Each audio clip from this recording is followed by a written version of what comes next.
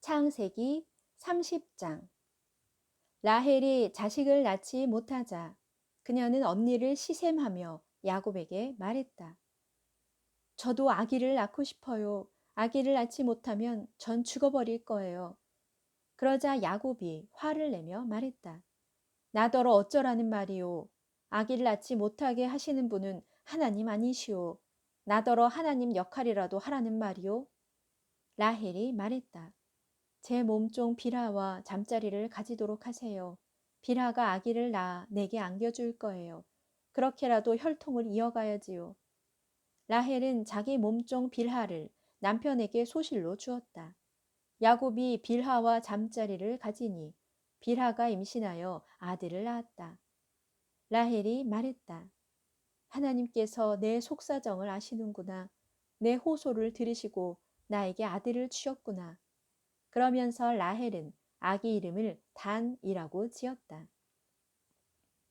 라헬의 몸종 빌하가 또 임신하여 두 번째로 야곱의 아들을 낳았다. 라헬이 말했다. 내가 언니와 격렬한 몸싸움을 벌여 마침내 이겼다. 그러면서 라헬은 아기 이름을 납달리라고 지었다.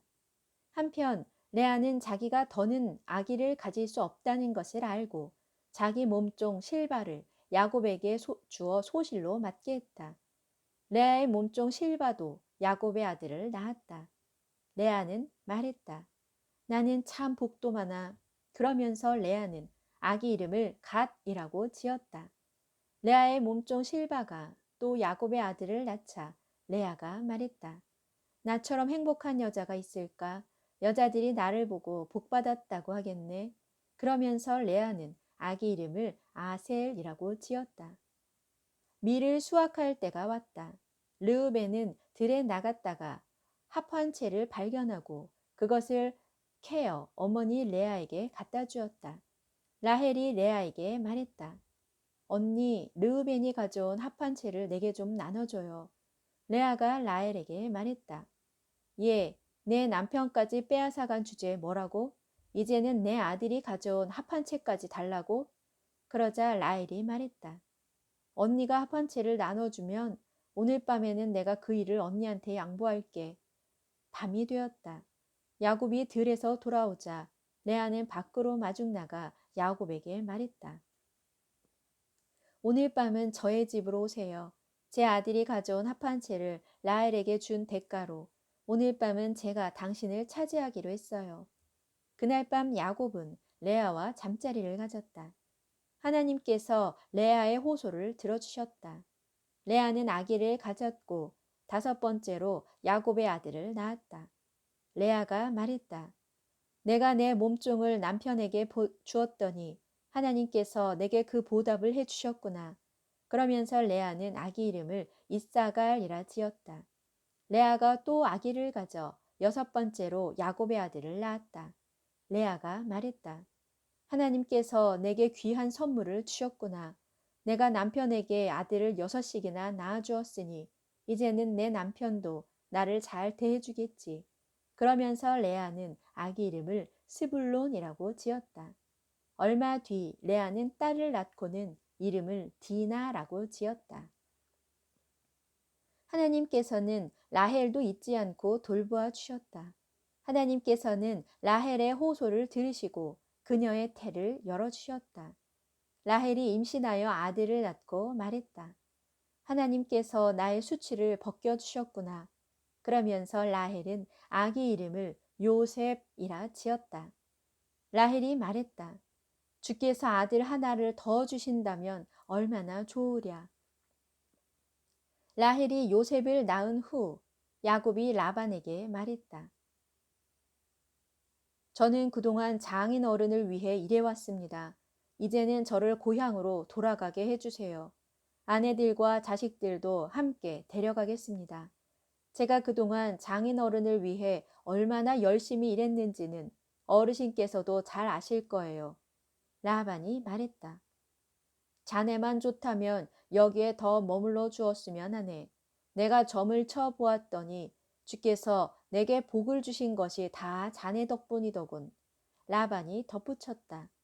내가 품삯으로 자네에게 얼마를 주어야 할지 말해보게. 내가 그 품삯을 지불하도록 하겠네. 야곱이 말했다. 그동안 제가 얼마나 열심히 장인어른의 일을 했으며 또 장인어른의 가축을 얼마나 잘 보살폈습니까? 장인어른께서도 잘 아실 것입니다. 제가 여기 오기 전에는 장인어른께 가축이 얼마 없었지만 이제는 크게 불어났습니다. 제가 온 뒤로 주께서 장인어른께 복을 내려주신 것입니다. 이제는 저도 제 가정을 위하여 일할 때가 되지 않았습니까? 라반이 말했다. 그러면 내가 자네에게 어떻게 해주었으면 좋겠나? 야곱이 대답했다. 저는 아무것도 바라지 않습니다. 저를 위해 한 가지만 허락해 주신다면 제가 다시 장인어른의 가축대를 먹이고 돌보겠습니다. 제가 오늘 장인어른의 가축대를 살펴보고 그 가운데 점이 있거나 얼룩무늬가 있는 양, 검은 새끼 양, 그리고 점이 있거나 얼룩무늬가 있는 염소를 가려낼 테니 앞으로 그런 것들이 나오면 장인어른께서 그것들을 제 품삯으로 주십시오. 나중에 장인어른께서 확인해 보시면 제가 얼마나 정직한지 아실 것입니다. 제가 차지한 목 가운데 점이 없거나 얼룩무늬가 없는 염소가 있거나 검지 않은 새끼양이 있으면 그것들은 모두 장인어른의 가축대 중에서 제가 훔친 것이라고 해도 좋습니다. 라반이 말했다. 좋네, 자네 말대로 하세. 그날로 라반은 순염소 가운데서 얼룩무늬 있는 것과 점이 있는 것, 암염소 가운데서도 얼룩무늬 있는 것과 점 있는 것, 또 검은 양을 모두 가려내어 그것들을 자기 아들에게 주었다. 또 라반은 야곱이 있는 곳을 자기가 있는 데서 사흘 길쯤 떨어지게 하고 자기 가축대 중 나머지를 야곱에게 먹이게 했다. 야곱은 미루나무와 감복숭아 나무와 플라타너스의 푸른 가지들을 꺾은 후 그것들의 껍질을 여기저기 벗겨내어 흰 줄무늬가 있는 막대를 만들었다. 야곱은 그 막대들을 양에게 물을 먹이는 구유 안에 세워놓았다. 양들이 물을 먹으러 와서 야곱이 껍질을 벗겨낸 나뭇가지들을 보면서 교미를 하곤 했다. 그 나뭇가지 앞에서 새끼를 벤 가축들은 모두 점이 있거나 얼룩무늬가 있는 새끼를 낳았다. 야곱은 그렇게 태어난 새끼 양들을 따로 구분해 놓았다. 라반의 가축과 섞이지 않도록 야곱은 얼룩무늬가 있는 새끼 양과 검은 점 있는 새끼 양을 따로 떼어 놓았다. 튼튼한 가축들이 교미를 할 때면 야곱은 가축들이 쉽게 볼 수 있도록 껍질을 벗긴 나뭇가지를 구유 안에 가져다 놓았다. 그러나 허약한 가축들이 교미를 할 때면 껍질 벗긴 그 나뭇가지를 갖다 놓지 않았다. 이렇게 하여 허약한 것들은 라반의 소유가 되었고 튼튼한 것들은 야곱의 소유가 되었다. 야곱은 큰 부자가 되었다. 가축대뿐만 아니라 많은 남녀종들을 거느리고 수많은 낙타와 나귀를 소유하게 되었다.